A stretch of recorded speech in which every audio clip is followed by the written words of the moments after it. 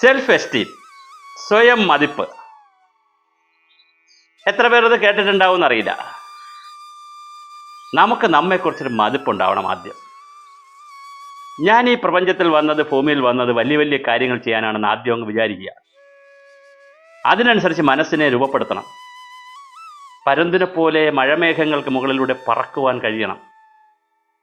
അങ്ങനെ മഴമേഘങ്ങൾക്ക് മുകളിലൂടെ പരുന്ത് പറക്കുമ്പോഴും ആ പരുന്തിന് മുകളിൽ ഒരു ചെറിയ, താഴ്ന്നു പറക്കുന്ന പരുന്തിൻ്റെ മുകളിൽ മറ്റൊരു ചെറിയ കിളി ഇരിക്കാറുണ്ട്. പരുന്ത് ഒരിക്കലും ആ കിളിയെ തള്ളിയിടാൻ താഴെ ശ്രമിക്കാറില്ല. അതൊന്ന് കുലുങ്ങിയാൽ, പരുന്തൊന്ന് കുലുങ്ങിയാൽ തീർച്ചയായിട്ടും ആ കിളി താഴെ പോവും. പക്ഷെ പരുന്തത് ചെയ്യാറില്ല. പരുന്തങ്ങ് പറക്കും.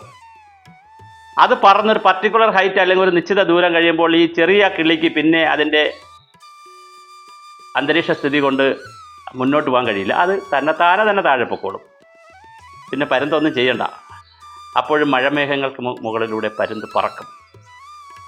കുതിരയെപ്പോലെ നമുക്ക് പടയോട്ടം നടത്താം. മയിലിനെ പോലെ നൃത്തമാടാം. കുയിലിനെ പോലെ പാടാം. നമുക്ക് ഈ പ്രപഞ്ചത്തിൽ വളരെ സ്വാതന്ത്ര്യത്തോടു കൂടി തന്നെ ജീവിക്കാം. പക്ഷെ അങ്ങനെ സ്വാതന്ത്ര്യത്തോടു കൂടി ജീവിക്കുമ്പോഴും ഒരു സെൽഫ് എസ്റ്റീം ഉണ്ടാകണം.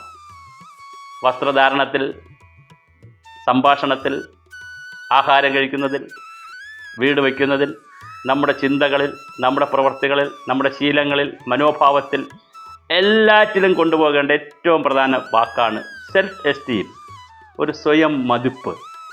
നമുക്ക് നമ്മെക്കുറിച്ചൊരു മതിപ്പുണ്ടാകണം.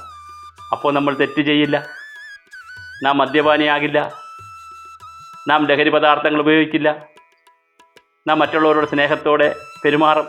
കാരണം മറ്റൊരാൾ നമ്മോട് സ്നേഹത്തോടെ പെരുമാറണമെങ്കിൽ നമ്മൾ അവരോട് സ്നേഹത്തോടെ പെരുമാറണം. സ്നേഹം കൊടുത്താലാണ് സ്നേഹം കിട്ടുക. നമുക്ക് അനുഭവിക്കണമെങ്കിൽ, സ്നേഹം കൊടുത്തില്ലെങ്കിലും സ്നേഹം ഉണ്ടാവും. പക്ഷെ നമുക്ക് അനുഭവിക്കണമെങ്കിൽ നാം കൊടുക്കുമ്പോഴാണ് നമുക്ക് കൂടുതൽ അനുഭവവേദ്യമാകാൻ കഴിയുന്നത്.